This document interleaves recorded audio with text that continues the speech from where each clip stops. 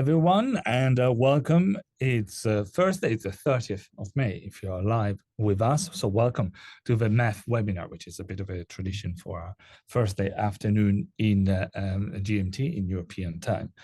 And if you're listening to us on demand on the website, thank you as well. Should also say we are live on MEF Radio on every Wednesday. So welcome if you are listening to us on the radio. So plenty of channels for you to choose us. Thanks for doing that very much. We at the Mobile Ecosystem Forum like to host debate to look at the different questions that are out there. And haven't we not found a hot topic today? As a matter of fact, I should say that this topic is not a sponsor of webinar. It's something that I went directly to ask to Ehsan and say, can we talk about this? And we'll talk about it later. Ehsan seems to have sparked a bit of a debate on the LinkedIn covering different aspects of some of the news about OTTs, and one in particular, which is Telegram. We will cover what Telegram has done later on. But it's a more generic question. So it's more generic to the great market, which is A2P, the SMS, business SMS market, the future of it, and how some disruptors might not come and change it, or how we could work together on this market. So as always, the plate is full of opportunities, of challenges, of debates.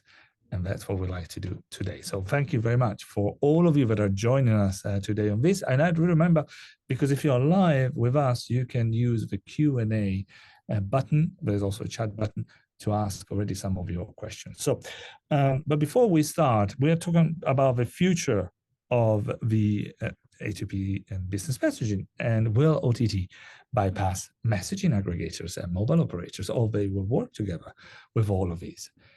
But we're doing this not with an OTT versions, but with Vox and Vox Solutions. Welcome here to Ehsan Amari, the CEO of Vox Solutions, and Theodore Magurenau, the Chief of Staff at Vox Solutions. Welcome, both of you. Thank you for joining, as I say, finding time in your busy schedule. It's a pleasure to Ehsan as a CEO and one of it, effectively the founder of Vox. You've been there, you built it, you changed it over the years. Before I ask you to comment on the OTT, you're now our part of the pump, but the voice of the MNOs. You have retuned your business towards being inside operator-centric, if you want. And you also are seeing some of the traffic, some of the things that really happen inside there. Can you tell us a bit more of what you do at Vox Solutions, and how this is now your new perspective in the market? Yeah, I mean, I think with the many players already knows us. I mean, for a while, but for the one that maybe doesn't know, I will share a little bit about our journey. So Vox meaning voice. So in Latin, we started as a voice solution player in 2011. That point of time, SMS, A2P, and SMS was not a big market at that point. So voice was the big market and used to have a lot of challenges.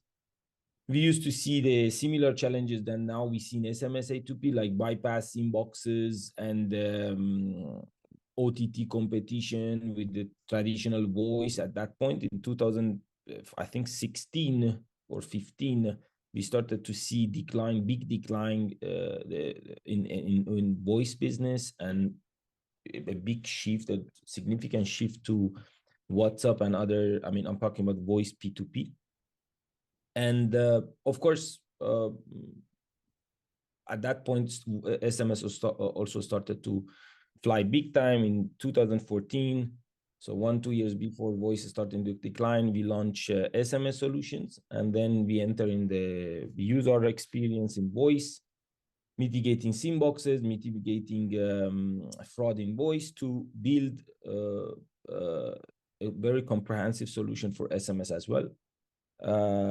The peak was when the flash call started to become a big threat, as the price of SMS started to increase and flash was become much cheaper and very attractive. Then again, our expertise in voice and our experience will help us a lot to help mobile network operators that they wanted to monetize or block flash. I mean, we are quite agnostic here, but At the same time, we are MNO centric. So whatever they decide to do, we are willing to build them, help them with the solution and technology. And and now we are here and we see a lot of things that we used to see in voice and now happening also in SMS, right? This SymBox stuff, bypass, these things also used to be a big problem in voice. Then it become SMS, and now this topic with Telegram, we used to see also in the voice, but some let's say initiatives from some applications, but for some reason voice didn't fly. This type of mechanism of using apps to bypass the MNOs, it doesn't fly because you needed to keep the voice session open. But in SMS, it could fly. It could become, it is scalable because everything happening in the background. All you see is in SMS record, you see some messages that you initiate some messages to some random numbers. But in voice, the only possibility was you to keep the session open, and your battery used to consume a lot, and you couldn't receive call, you couldn't make call, and it was quite disruptive for users. But for SMS, it's much easier, and it doesn't impact the user much compared to voice. So I believe that even though we've seen this type of let's say tactics or methods in the past on voice, but we didn't make a lot of awareness because we used to believe that it's not going to fly, and seems that we were right. But in SMS, we believe it could fly. It could fly because everything happening in the background. You can send 150 SMSs by the sudden. I mean, it doesn't impact much your battery life or the experience of user, and doesn't disrupt big time the services for users. But of course, it comes with a lot of problems like privacy, because users that redirect these SMSs, they see the OTPs, and they at some point it could create privacy problems. And of course, it could create other problems like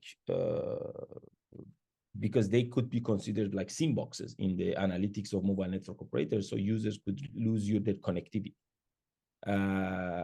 Yeah, we're gonna deep dive more, but basically this is what we used to do at Vox, and this is our bread and butter nowadays, finding all sorts of things that could fly and could become disruptive and could impact mobile network operators, and start building something around to make sure that, because everything take time, implementation, building, all these things. So we start with awareness, we start to build solution in order to be one step kind of ahead of the market. And when our mobile network operators, when our partners come and ask for help, we already have something to offer to them. Well, great. So we have your views from what is from the operators, and we'll discuss. And Theodore, by the way, later on, and yourself, if you're listening right now, we're going to have a full analysis of what the disruption potentially is, the bypassing potentially is. I want to hold the interest, but there are some that might not know Vox. There's some that might not know, new maybe to Mobile Ecosystem Forum, but this size of this market. I'll give you some of those numbers that are available to our members and to the members of our MEF Data Plus service. So thanks to Mobile Square, thank you for the numbers again. The overall A2P SMS market is a big one. It's $36 billion. So it was in 2023. And the OTT they're growing their business. I mean, WhatsApp accounts for 804 million, and notable, they are the biggest one. Facebook messages, to Meta, you add 56 million to that. Viber is 188 million, so very, very good in monetizing their areas as well. But nevertheless, put it all together, and it's less than 3%, which is known SMS market. So some people out there might say, what's us to worry about? The market is so big. Are we just going to have a few more percentage of? But maybe it's worthwhile to remember what's the status and the threats. And I'm asking to both Theo and Hashem, what is happening? Is it such a gold mine? Everything is happening and fantastic in the SMS business, SMS world? Sam, would you like to take that first?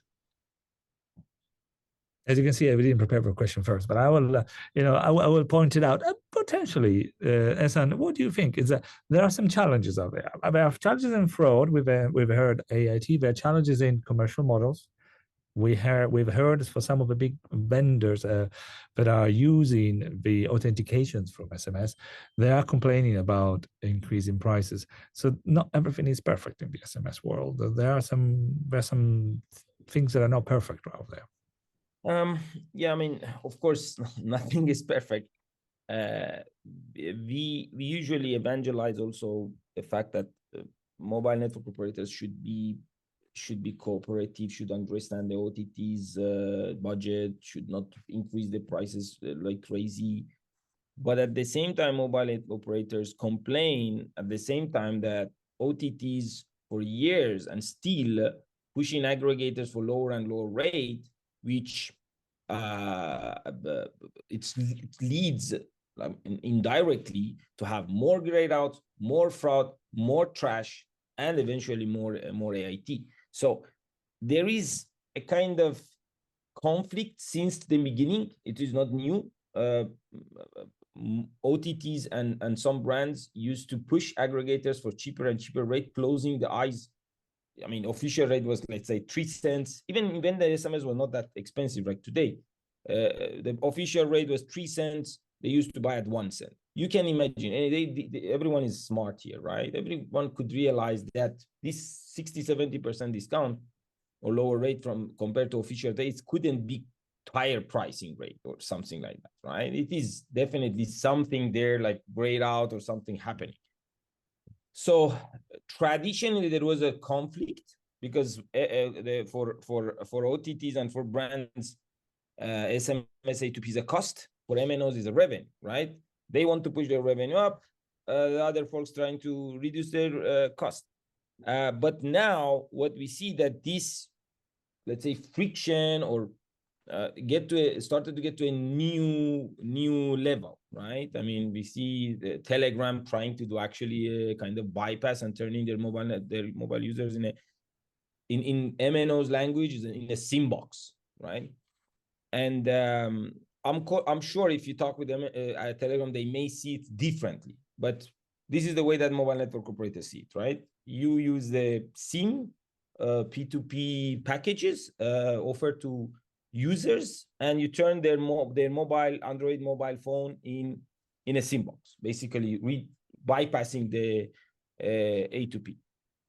So and regarding the fact that you mentioned that this is not big, I mean, P2P WhatsApp was not big either in 2010, but in 5-6 years, it started to become a huge problem. And now in less than, I mean, in around 10 years or less than 10 years, we see more WhatsApp voice and WhatsApp business, WhatsApp voice P2P rather than traditional voice, right? Especially in the international, but also in some market that WhatsApp penetration is very high. Also, we see WhatsApp voice calls are more than traditional voice call, even in the local market. So imagine now that SMS is in the past, OTTs they were not under pressure of the cost of voice P2P. Well, for them was not a cost. And it was not revenue either, because they used to offer it for free. But SMS A2P is for them a cost, plus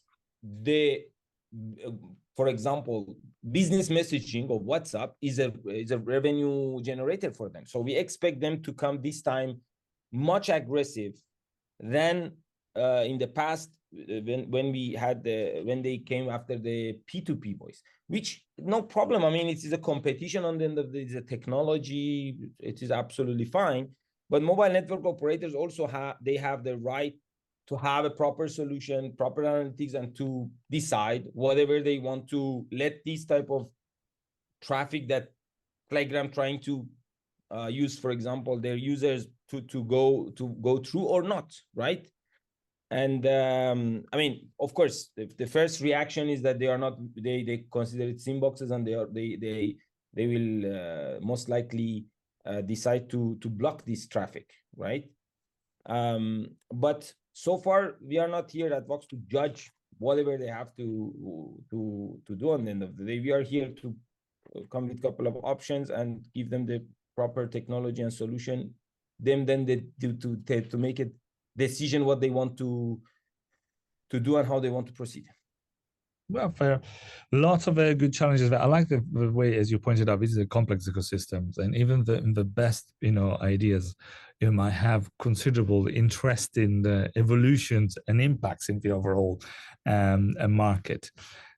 You're also right. Watch out. WhatsApp was underplayed for so long, but right now our numbers from Mobile Square 50% of world population, despite the fact that China and US are not particularly big, are still reachable by them. And that's 36% for Facebook Messenger as well. So things are now changing and very quickly. So beware, these dynamics are portentous. There changes very quite quickly.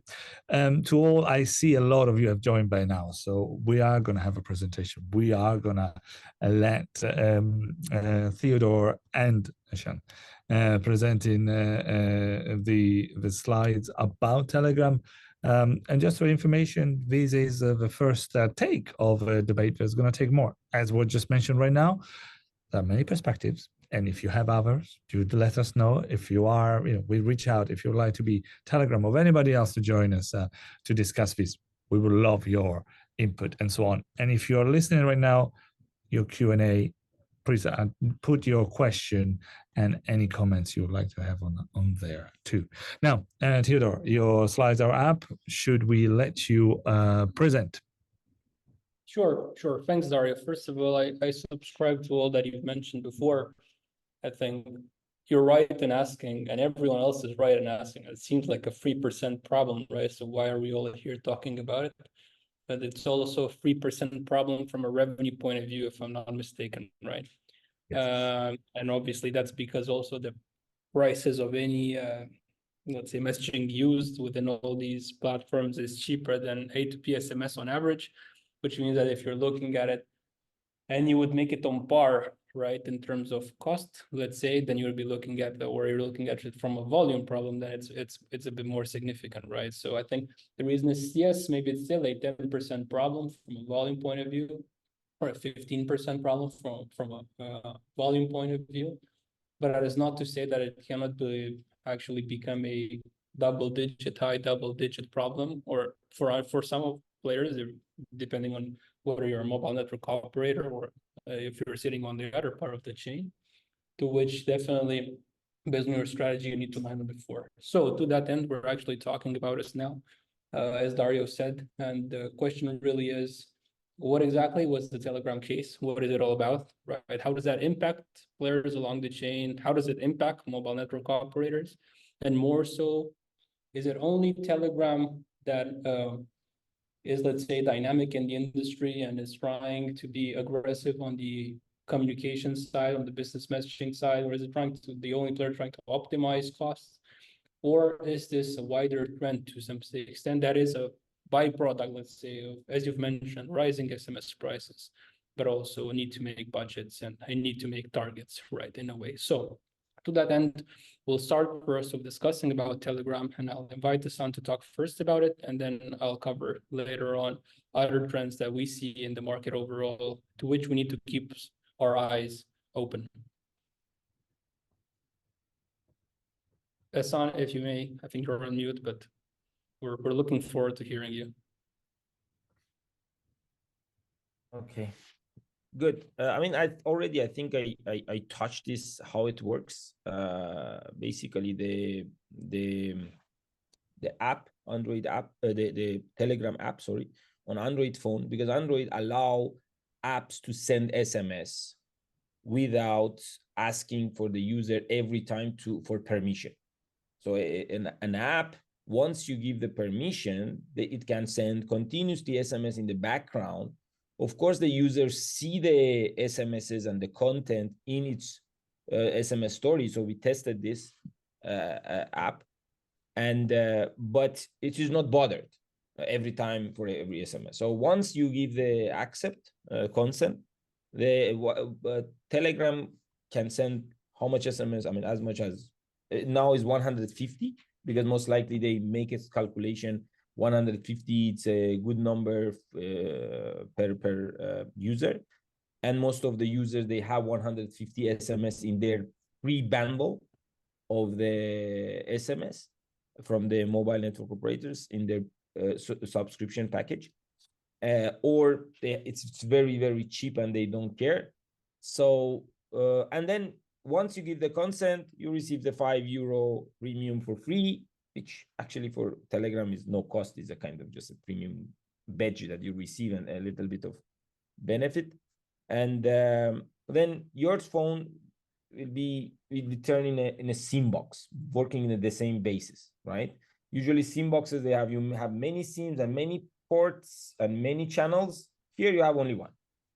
But for SMS, you don't need many channels. Not like voice, you have every time one session can be active. In SMS, you can quickly send hundreds of SMS in a minute, right? Or in a couple of minutes. So that's the principle. This is what trying Telegram to show. And what is worrying us is that as I mentioned, the friction was always there because MNOs revenue was equal cost for OTTs, but now it started to enter in a new dimension. You know what I mean? It's completely and could also impact the users because first of all, the privacy issue here. Once this SMS pass, the user that passing and acting as an intermediary or SIM box, we see the content. Second is the user could fall under the analytics of the MNOs that they have some volumetric type of rules maybe and fall under the high or peak or unusual usage or unfair usage and lose the connectivity and then calling the customer care and all the hassle for user and for the MNO trying to find out what's happening. Because I mean, user call and say, I have an issue, I lost my connectivity. The MNO see that the user has a history, so it couldn't be SIM box, but still the user send hundreds of messages to random numbers, which is unusual, right? Usually, how many SMS you send SMS to 5 people, 10 people, dear ones, right? You don't send to 100, 150 people random. Today to Dario, tomorrow to Theodore, and then so definitely it's unusual behavior, and MNOs usually flag and block this type of activities, or you block the user, I mean connectivity as a whole. So it could create a lot of problem and disruption. And if other OTTs also join this trend, I mean, this could work also. WhatsApp can also do the same thing. Facebook messaging could do the same thing, right? Offering a free, I don't know, premium or whatever.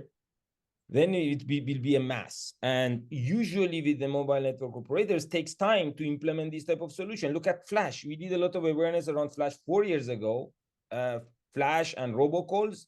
And now there are still many mobile network operators that they have zero visibility when it comes to robocalls, text-to-speech, or Flash. And they struggle with all sorts of disruption and problem around this type of services. Look at it in US, robocall. Still, it's a big problem after many years, after even FCC fining and pushing and bringing a lot of pressure. So these things take time. So it's good to do awareness from now and be watching the trend, and a mobile network to be aware, to start to get prepared, because anyway, the way we see the market, the things move quite slow. And OTT is usually much faster than mobile network operators. So yeah, fully agreed. You're right, Hassan. I think it's spot on. And what you've mentioned about flash calls, for example, I mean, recent studies still show around 96% of the world's estimated A2P voice authentication or flash call is through A2P, is at this point in time unidentified, right? Which obviously we understand that as a figure, having technology for it, but otherwise in the ecosystem, it's something difficult to understand right away. That's so staggering. And I think we've had also, I mean, Dario and his team have been part of this great effort into building awareness onto that. And they know that this is a topic that we've touched upon for so many years, right? And in so many panels and discussions, in person, through virtual environments, etc. And we're still, so that's why I think we're trying and bringing this quite early, right? In a way, if you're looking at it from an impact point of view, as Dario said, because it takes time, right, in order for you to first of all develop a strategy for yourself based on where you are sitting in the value chain, right? Aligning of priorities and understanding exactly what is the best way forward for you and for your goals. So that's completely right. I think the main, building up on what Hassan mentioned, yes, it can become definitely a mess if other OTTs are coming with similar models. I think obviously probably the world is looking to seeing how it will turn out for Telegram, right? In a way, probably others are seeing it as a test at this point in time, right? Until you have some concrete examples, you're not going to take the leap.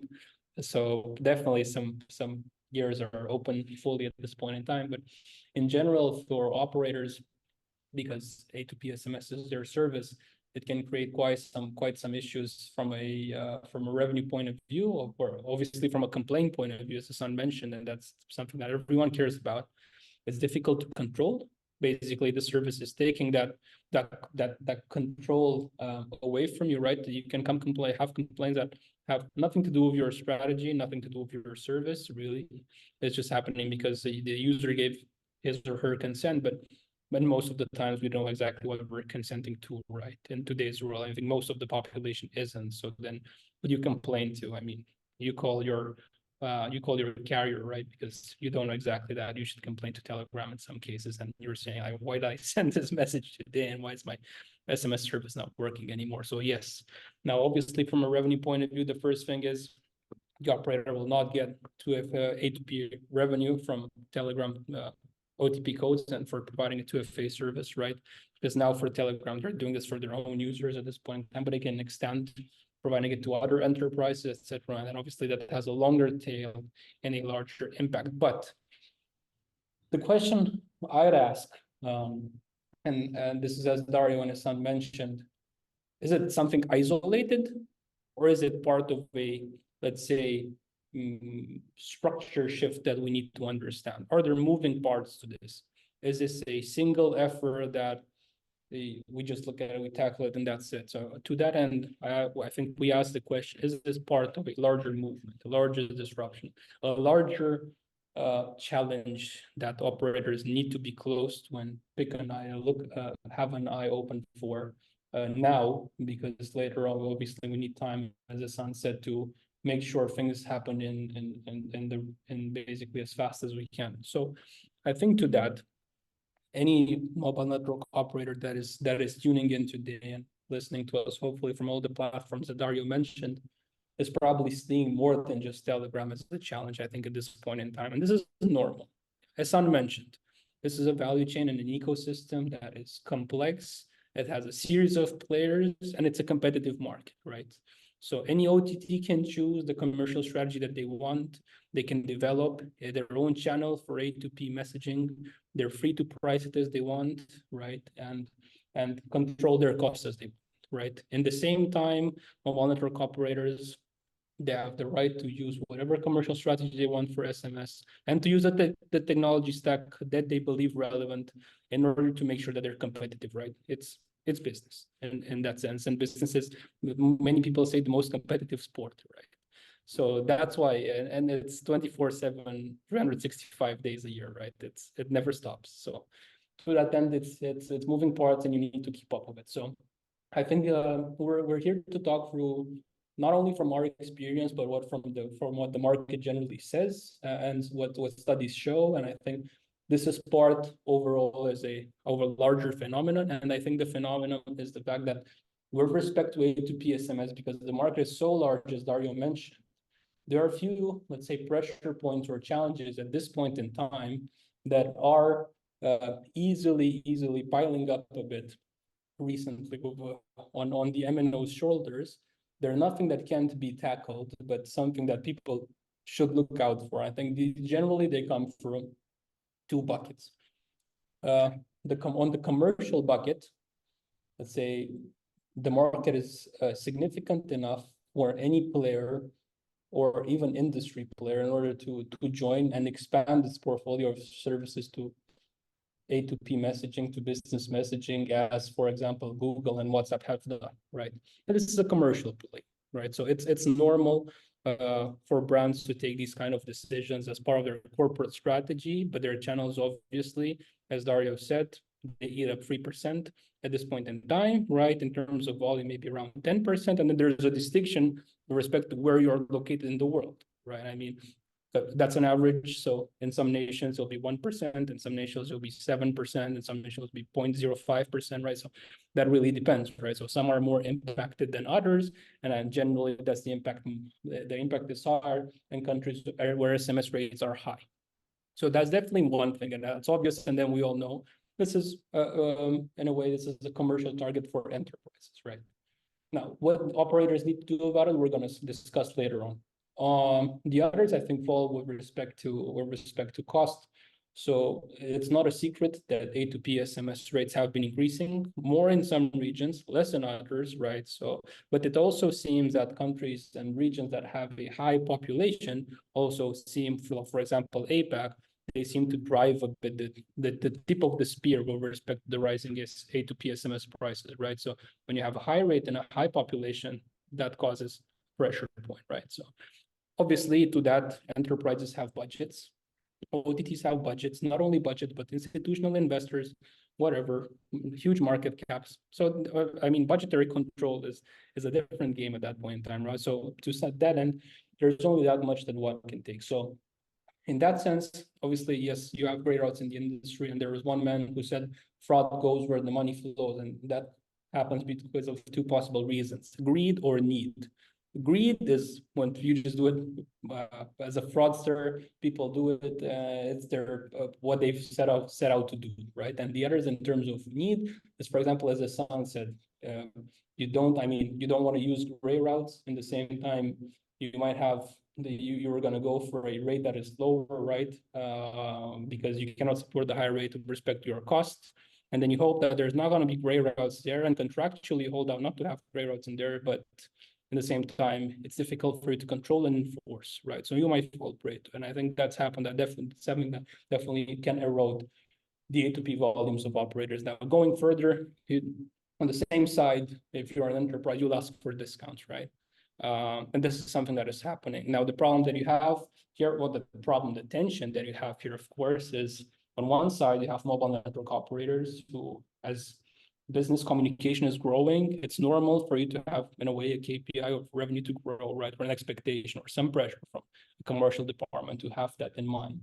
But then in the same side, you have OTTs that are growing their number of users, have the bargaining power of governments of small countries, right? And then they come with budgetary pressures asking for very high discounts, right? Even up to 50%. So what does an operator do at that point in time? So that's another pressure point, right? Now, if that happens, there are also enterprises, and this is the third point mentioned here, that upon receiving high discounts or discounts, it doesn't matter. They also, some of them developed the service of reselling SMS, right? So that's something that can happen as well. Now, when that happens, of course, normal, I mean, it's what happens as out of the whole A2P SMS service that an MNO has, a higher share of it is built upon a rate that is lower to what I set out to do, right? So all of these, whether it's alternative channels, whether it's providing discounts, whether it's unfortunately not being protected against gray routes, so having enterprises resell A2P SMS at a low rate to other enterprises, all of these, they pile up to potential revenue pressure that you have, right? So that's, I think, overall, this is the bucket that we see, right? It's not only about Telegram. Telegram is a sign of, let's say, I think, a larger movement that we're seeing at this point in time, which is, I think, the aggressiveness of on top of the chain, right? In order to get into the A2P business market, into the business communications market, which is large, as Dario mentioned, but also we're obviously around to control costs and make the budgets and a point in time where definitely for them it's difficult to do that. Now, that is not to say that it's all gloom, to be honest. I believe, and we see, we have clients that work with us, and we believe that there are basically solutions for all these questions, as it is with most things in life. But nevertheless, the thing that people need to understand is on the OTT side, it's quite consolidated in a way. There are a few large players that account for a significant share of the market. As Dario's mentioned, we mentioned 3-4 names, right? We didn't mention 20. That's because the market is at some point consolidated at the top, where if you're looking at mobile network operators, you have 800 MNOs, and everyone is free to take his or her own decision So obviously that is, you cannot move as fast, right? But you need individually for opcode to move in due time. So this is what generally clients ask us, not only clients, but like industry experts. That's why we joined quite a few of these opportunities that Dario asked us to come to as well, to voice our mind to what we can do, generally what the market can do. Obviously, every player in the chain has his or own objectives. Well, we're looking for mobile network operators, as Dario said, since we're MNO centric, then it's nothing to worry. There is different approaches that you can take in order to make sure that doesn't happen. So I think they generally fall into two buckets, if you ask me. There's technology. It enables you not only to tackle part of the factors that I've mentioned, but also it enables you to shift with respect to your commercial approach. So these are the two. Now, specifically, we mentioned four things, right? We mentioned, let's say, Telegram. And I mean, in the case of Telegram, considering it as Symbox-like behavior, it's very simple. You can have technology which should be advanced, which should have machine learning in it and other AI components that is capable of identifying whether some behavior is strange, and as opposed to waiting for 200 or 150 SMS before that, the 150 being sent for you volumetrically to trigger something, maybe just from the start understand whether this is falling under the Telegram policy based on the behavior, and then just block the fifth, right? I mean, you can identify it before causing friction to the mobile user. I think this is something that MNOs are definitely looking after, right? With advanced, with machine learning, you can identify if that is the case, and then just block that message, right, from the start. And this is something that can be done early. Not only that, but obviously you can stop other gray routes and other types of fraud, right? So and it's really a need to have technology that is advanced. Why, as Dario mentioned, I mean, SMS is not perfect, no technology is, fraud flows where the money goes. So to that end, there's many fraud scenarios, and they're quite dynamic in the last years that we've seen, right? We've seen the rise of SMS crashing, we've seen the rise of AIT, we've seen many other things. And I think the industry is dynamic. All of these problems, they seem to be a bare question mark of 5 to 10%, sometimes even more, right? The AIT was at some point mentioned to be around 15 to 20%, right? And this happens very, very fast. So you need technology in order to counter that, right? Fraudsters are somewhat, I know, quick on their feet, right? Is what they set out to do. So from the technology point of view, you also need to be agile. The second thing on the technology side enables you to be fast and smart commercially. So we've mentioned that obviously if you're an operator, you will eventually go head to head against WhatsApp for Business or RBM, right? As a service. So can you compete with that? The SMS rates are increasing, but the answer is yes. But you need to be able to implement technology that allows you to have tier-based pricing, right? So in order to incentivize enterprises to use your service to be more competitive in terms of rates, right? And compete with these other technologies that exist. Also for enterprises, the large OTTs that are using your service, you also need to incentivize them to use A2P SMS, right? And to use case pricing. When I mentioned that, I mentioned something similar to the commercial model of WhatsApp, whereby a mobile operator can split A2P SMS into 3 different rates, right?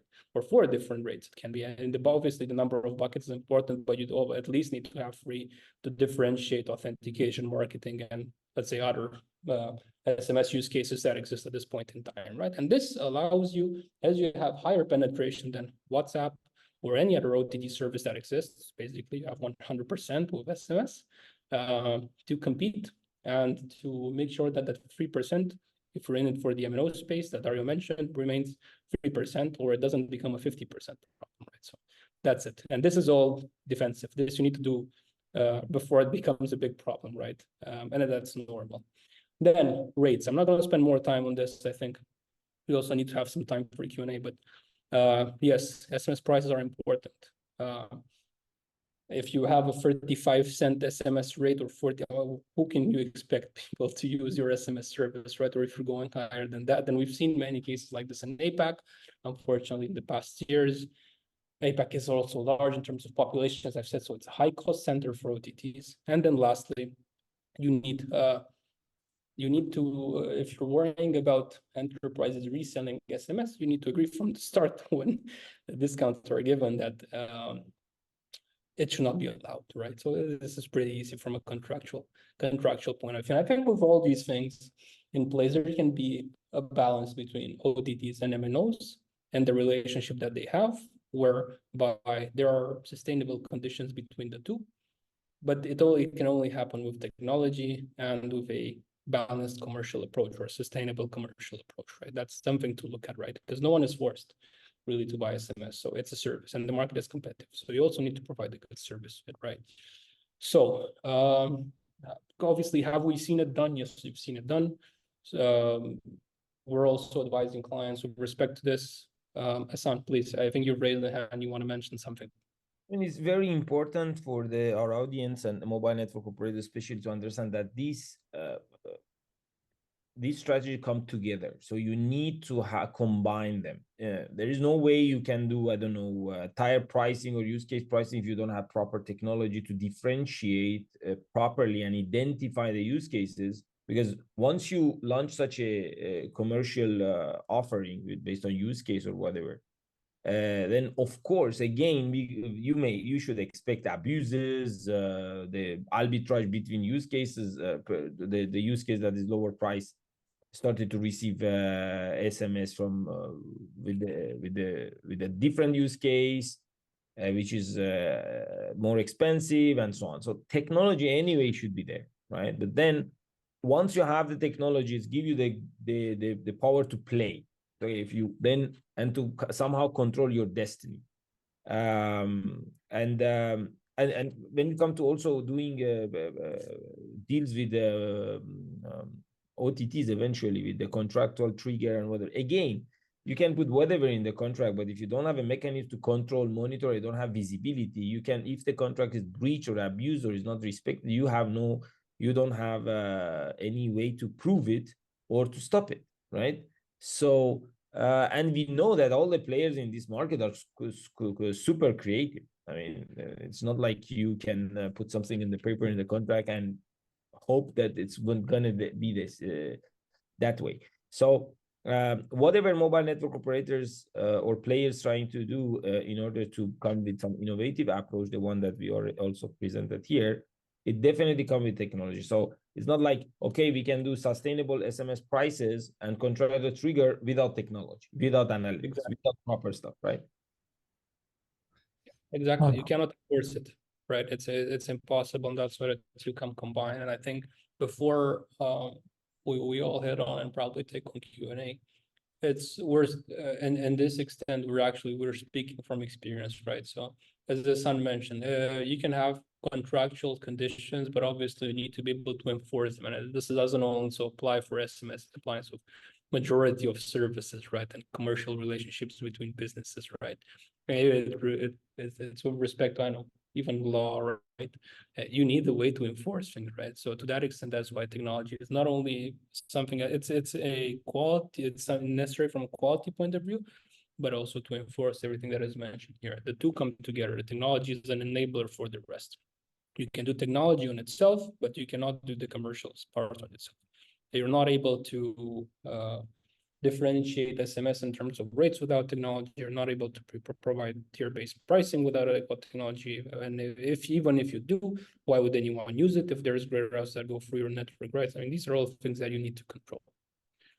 So I think to that extent, we'll just go fast. This is proven, and really I know there's many mobile network operators that are still looking in order to implement technology, and there are players out there that do it. Obviously, Vox is one of them. And it's not something that is, let's say, still taboo. It's at this point in time, many operators and groups are implementing technology in order to be at the forefront of it, right? Because everyone understands that this is something that takes time, something that doesn't happen over a month, right? So in technology, you need to implement it, you need to operate it, you need to make sure that it's at the peak performance. It's still fast, and we can do it fast, but it still needs internal preparation, everything else. So we speak from experience when we say that sustainability in A2P SMS can be reached.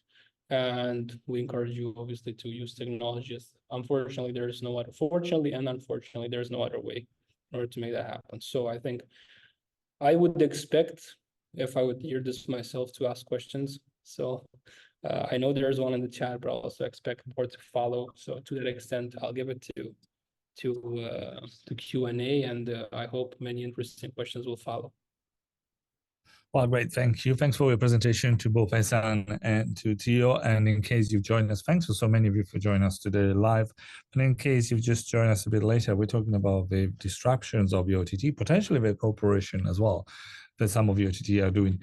In the specific, Telegram has been just described, has been using some of the API available on the phone itself to be able to use some of your SMS bundle as a user, opt-in user, to send some of that for non-personal messages, but for business messaging. Now, great. As always, we see some of the disruption showing not just what's out there, but what could be done, and potentially some of the issues that are underlining in these SMS. We've heard it, some of the SMS pricing, the tiering, the increased technology that could help the SMS targeting to be much more specific. But here we go. Now we got questions, and that's your questions we'd like to have. Again, see one, please go over to Q&A and add those. I'll add my little comment to what you've said. So right now, I remember as an ex-operator, terms and conditions. I mean, you're a mobile operator, you sign a terms and condition as a user, and does that terms and condition allows you to send it for business messaging or not? But there are some limitations, sometimes in numbers, sometimes in user. Security. If you are an enterprise, are you happy for some of the messages? Well, in the case of Telegram and other established and reputable businesses, maybe everything is fine. But what happens if it's some other channels for this delivery, that one, which is not so? And what about the compliance with regulatory issues that you might be specific in the countries? Can you send in US some type of messages? Well, no, you cannot sell federal questions about alcohol or anything in medicals. And the list goes on. Spam prevention. I mean, the good reason about keeping the two separated, and I should probably tell everybody before I open up to the questions, please read our code of conduct, the mobile ecosystem forum code of conduct.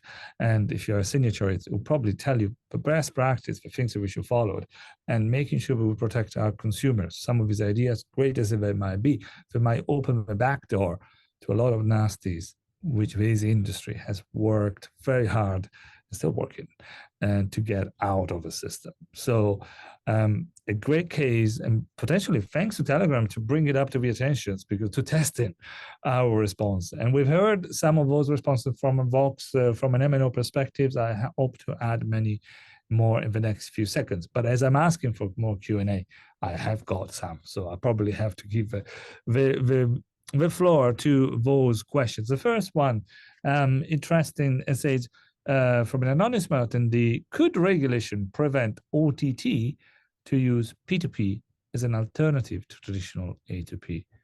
And that opens up two questions, because I could read it OTT as the API and using the SMS, as well as OTT as a way for me to deliver in via Facebook, WhatsApp, Viber, etc. One-type password as well. Would you like to answer that? Theo, Hassan? I mean, based on the Theo, I will take it if you don't mind. I mean, we have our regulatory team looking at after what's happening in different region and different markets. In general, abusing P2P links and pushing A2P SMS in most of the markets is prohibited by law. It's considered abuse. Maybe not very specifically by regulatory, but it is abusive, especially that in most or all of the mobile network operators, in the contract and term and condition is mentioned very clearly that these packages are for the personal usage and not reselling and offering to others. So this is already in place since voice era, right? Because in the past we had similar issues with the voice. So, and this type of the way that Telegram now trying to push, and I hope that they will realize this is not a good move and they will stop it. But the way that they do in most of their markets is prohibited. It is similar to SIM boxes. it is abusive. And but okay, we also read the Telegram term and conditions, and it's right there that users should take care of all these things. So it's the responsibility of user to make sure that this SMS kind of bypass or whatever it is, this is legal, right? Which we know that users, some users, they don't have legal knowledge, and these things, most of them, they have no clue if it's what it is, and most of them even they tick the term and condition without even reading, right? So Telegram tried to push this responsibility to users, so they realize that it's a risk. In most of the market, it will be it's questionable if it's legal or not. So they push it to the user to just cover somehow themselves, and users doesn't know what's happening. So on the end of the day, let's assume that regulatory come and say this is prohibited in very clear terms, right? What they're gonna do to go after Telegram? Of course not. Still, MNOs, they need to implement the technology to stop it, right? It's not like you can go and I don't know after Telegram in whatever in every their headquarters. So they still once regulatory or law define that it is abusive and it should be stopped, still MNOs needs a technology to find it and block it or stop it.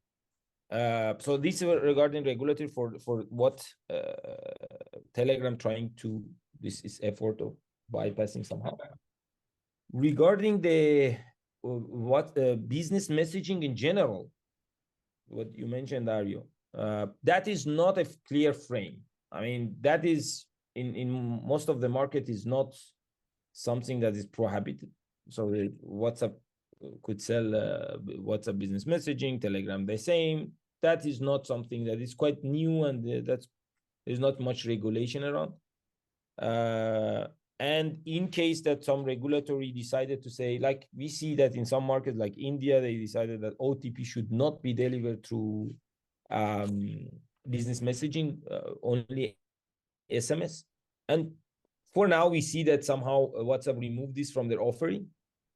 But it doesn't mean that if it's happening tomorrow in Burkina Faso, maybe WhatsApp will not care, you know. But India is too big to WhatsApp not to respect the decision of the regulator. So we have example. So the short answer is yes. Already there are rules in place. Regulators are involved in different jurisdictions to regulate or to prohibit usage of SMS P2P link to use for A2P. For the business messaging, the answer is no. So far, there is not much activity, but of course, regulatory can do. So if you want to answer if it's possible, first answer for both, the short answer is yes. If it's happening, we can say for A2P, P2P links, pushing A2P traffic, pushing through A2P to P2P links, there is a lot of regulation in most of the places. But business messaging itself, there are few regulatory that they started to impose some rules and prohibit different use cases, like the one that I mentioned in India. I don't know, Theodore or Dario, if you want to mention. I mean, I know that you have all your. You know what? I'm not going to mention anything else. I think you've done very well, but there is a follow-up questions. And Paulo, James will come to your question, but first just arrived, which is almost a follow-up to that. I will read the entire thing. She will say, probably the terms and conditions we just mentioned. Retail mobile bundles often contain a clause prohibiting the end user from reselling the service. In case of accepting Telecom's condition exchange for 150 SMS, it could be understood as a type of resale, and that would lead to a breach of a subscriber contract with a mobile operator, which might lead to higher prices, termination of a contract by MNO. So in other words, how do you see this one? Do you think that consumers are putting themselves at risks because they're breaking their contracts? Theo, do you want to answer? Yeah, I mean, sure. I think there is obviously yes. It's a matter of from case to case. I mean, I think Hassan being clear and saying that the responsibility is within the mobile users speaks for itself, right? And I think there are also possible charges that Telegram users will find within their bills that they're not, well, let's say, prepared for, right? Whether this happened, I know exactly what mechanism there's in place when this will happen in roaming, and they send 100 SMS in, I know, 2 weeks. I mean, this is all this can be a big surprise for them. It really depends, right? But yes, in short, yes. And I think we live in, listen, let's be clear. In today's world, if you're not part of the industry, 99.9% of people will not know that this is a whole different world to them, right? They don't even understand that in between enterprise and I know their mobile carrier, there is another player that they don't even understand that Facebook has an agreement with a Vodafone in order to pay for A2P SMS, right? In most cases. So they don't even know if there's a problem, they don't get their quote to complain to. So I think this is all new. And I think obviously we're all maybe with TNC a bit superficial in today's world. And it's not necessarily speaking to our behavior or traits, but also to the volume of apps and services that we're signing up to, right? So if you would be, I mean, you read what is, let's say, crucial in a way, but we obviously ourselves in the industry, we're prone to being more and more careful at this, and it's our job to know, right? But for everyone else, they've just decided not to pay $5 per month for Telegram Premium, right? So, and then they believe that it's pretty straightforward and shouldn't have a headache. But yes, definitely they're bound to have eventually. So you need to be careful. An answer to that as well. And as Hassan was mentioning before, do I know the terms and conditions on my own? I work on these. I haven't read the terms and conditions on my own MNOs contract. Maybe I should after this one.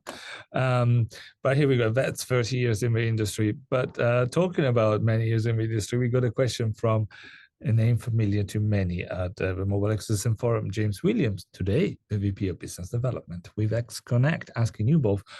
I thought an interesting question, potentially a nice question to add. Almost a challenge, I would say, more than a question. But it says, as you deliver solutions to the operators to what they want, blocking, allowing, A2P, flash, etc. But do you step in also to tell them not just what they want, but what they should do instead? And when you do that, if you do that, do they listen to you? Yeah, sure. that's a. Do operators listen to you and they'll change their mind? Do they listen? So I mean, first of all, this question has multiple questions. First of all, hello, James. Yes, we have technology to enable operators. Basically, I'm mentioning this because it will naturally lead to my answer, right? We have technology in order to enable mobile network operators, in this case, to pick any strategy that they want, right? James mentioned flash calls. Yes, we have technology to block flash calls or monetize flash calls. We have technology to enable you to have use case pricing or to use tier pricing, or you can implement it and keep normal pricing, right? Now, the question is, first of all, do we advise mobile network operators on which strategy they should pick exactly? Yeah, I think that's the first. It depends, right? I think obviously the benefit that we have is working with tens of mobile network operators, and not only in one region, but globally, with small operators, with global large operators, with huge operators in more developed countries, in less developed countries. So we have a very good sample and understanding of the market. So there's two types of questions. There are the type of questions to which everyone should take the same stance, right? Just because we see in our whole sample that it's the best strategy. And I think that's normal to come and put it to the table and say, this is aligned with your KPIs. This is aligned with your objectives. We've seen in 100% of cases that this is the best strategy, then yes, obviously we would advise it. Then there is the same, then there is a second bucket. There is the it depends bucket, right? Which means different operators can have different strategies. One will want to increase revenue on A2P SMS as a main driver this year. Another one might want to focus to grab market share in the B2B segment locally very fast, right? So the strategies can be different. But yes, I think in general, it is our responsibility as a partner in order to voice what we believe is best, but naturally that depends a lot on the context, right? And it's not a yes or no thing. It's a model where you work with an MNO as a partner and try to understand what is the strategy that makes more sense, right? There are buckets where there's one thing that makes sense for all, there's buckets where something doesn't make sense for you. Even you've mentioned for OTTs, right? In some countries, yes, the averages. So you mentioned 50% area, right? But there are countries where there is 20% penetration. There's countries where WhatsApp has 95% penetration, right? So obviously the answer depends on what your strategy is, when you should implement it. It's a matter of timing, complexity, size, etc. Now, do clients listen? In short, yes. Our partners listen, but obviously some listen faster and some listen later. It's like with everything in life, right? Even us, some of us are more agile, some of us are less agile. But as a whole, yes, our clients understand the value of our technology. They choose to work with us in our case because of the functionalities that they have. So naturally, they should be looking forward to implementing them and to have strategies that are enabled by them, right? Because this is the reason for which they chose to work with us. Then obviously it's a matter of, ability, agility in the organization to implement, etc. But obviously we like everyone to move fast. Nevertheless, as we've pointed out, as with Flash, unfortunately 95% of Flash calls are still unidentified. So I know even if our clients are listening to us, it seems that the whole market isn't. So I hope that we can have, I feel like we've raised enough awareness on that topic, but still, I think we should maybe do a bit more, right? So, yeah. Great. Ehsan, you want to follow up on that? Sorry, Dario. Ehsan, you want to say one word on that or no? I think the listening is something, taking action is something else. If it's about listening, yes, they listen and they understand and they see the challenge. But do they take action and proper action and fast enough? The answer is no. I mean, in my view. So as I mentioned, we have Flash discussing for almost 4 years, and there are few MNOs that implemented Flash and robocalls and text-to-speech type of identifying and monetizing or blocking. So there are very few ones that they have this type of capability. And we see that robocall is increasing, text-to-speech is increasing, Flash is increasing, and impacting their revenue. What they do once they see this impact, they do another. They realize that quite is a little bit late, or they need to act fast. What they do is they increase the rate of SMS. So they even put more pressure in the market and motivating aggregators and others to do more Flash and more text-to-speech and more robocall. So yeah, if you ask me, the listening is the answer is yes, but what they do is not fast enough, and is in most of the times is not okay. And we try our best to come with solutions, capex opex free, building scale and making the solution available and technology available at a very affordable prices and cost to them.